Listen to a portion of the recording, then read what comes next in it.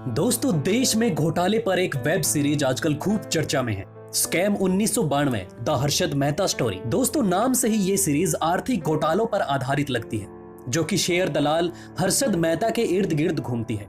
दोस्तों, आपको बता दें कि 90 के दशक में हर्षद मेहता ने लगभग 500 करोड़ का घोटाला कर डाला था। यह उस दौर का सबसे बड़ा स्कैम था। तो चलिए दोस्तों, जानते हैं कौन था हर्षद मेहता, जिसे आज भी सबसे बड़ा घोटालेबाज माना जाता है। दोस्तों, जुलाई 1954 में गुजरात के राजकोट जिले के एक गांव में हर्षद मेहता का जन्म हुआ। बाद में उनका परिवार मुंबई के कांदिवली आ गया। यहां पर हर्षद के पिता टेक्सटाइल का छोटा मोटा व्यापार किया करते थे। व्यापार न चलने पर घुमक्कड़ प्रवृत्ति के हर्षद के पिता छत्तीसगढ़ के रायपुर आ गए। यहाँ पर हर्षद मेहता की पढ़ाई लिखाई हुई। पढ़ाई में औसत स्टूडेंट हर्षद रायपुर से एक बार फिर मुंबई आ गए और यहाँ पर कॉमर्स से ग्रेजुएशन के साथ अगले 8 साल तक छोटे मोटे काम करते रहे।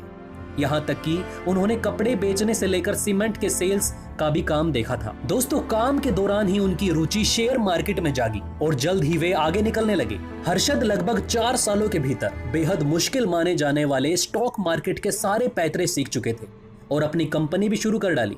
Grow more research and asset management नाम की इस कंपनी की नींव डालने के साथ ही हर्षद मेहता मुंबई के स्टॉक एक्सचेंज के सदस्य हो चुके थे। यहां से हर्षद मेहता का करियर इतनी तेजी से आगे बढ़ा कि उन्हें शेयर मार्केट का बेताज बादशाह कहा जाने लगा। यहां तक कि लोगों की शेयर के मामले में इस नाम पर इतना यकीन हो चुका था कि कहा जाने लगा कि वे जिसमें हाथ लगाएंगे वो चीज सोना बन जाएगी। हाल ये हुआ कि 80 के दशक में आखिर तक मेहता की कंपनी में बड़े बड़े लोग पैसा लगाने लगे थे। वो पेज 3 हस्ती बन चुके थे और आए दिन अखबारों की सुर्खियां बने रहते थे। इस पर सबको हैरानी थी कि आखिर एक छोटी सी शेयर कंपनी इतनी तेजी से ऊपर कैसे जा सकती है। खोज पड़ताल शुरू हुई। टाइम्स ऑफ इंडिया की पत्रकार सुचेता दलाल ने हर्षद के घोटालों का पर्दाफाश किया था। दलाल ने अपनी रिपोर्ट्स के जरिए बताया कि कैसे बैंकिंग सिस्टम की कमियों के कारण हर्षद मेहता गोलमाल कर रहा है। मेहता दरअसल रेडी फॉरवर्ड डील के जरिए बैंकों से फंड उठाते थे, यानी शॉर्ट टर्म लोन, जो कि 15 दिनों के लिए होता। मेहता को बैंकिंग की सारी बारीकियां खूब पता थी। साथ ही कई छोटे बैंकों से भी उनकी जान पहचान अच्छी थी।